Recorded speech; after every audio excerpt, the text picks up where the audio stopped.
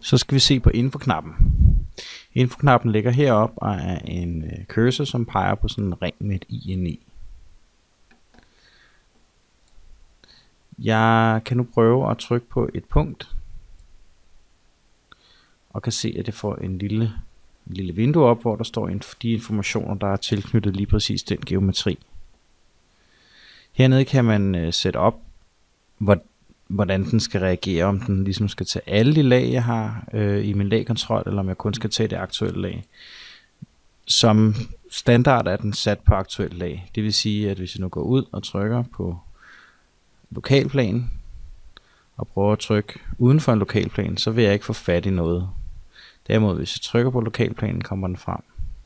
Hvis jeg nu gerne vil have informationer om en afløbsknude, så kan jeg så vælge den her over i kortlaget, og så kan jeg trykke på den, og vi kan se, at jeg kan få informationer. Og igen, hvis jeg ikke rammer noget, så vil der ikke komme noget frem. Igen, jeg vælger lokalplaner, trykker på lokalplanen. Her er der en masse informationer, men der er også nogle afledte informationer. Der er blandt andet perimeteren, altså hvor langt der er rundt om den her geometri. Og så er der også arealet og så nogle koordinater.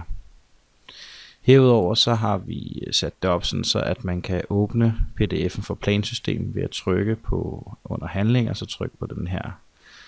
Hvis vi nu ser, at der åbnes en browser, og vi får den her pdf frem for den lokalplan. Det var infoværktøjet.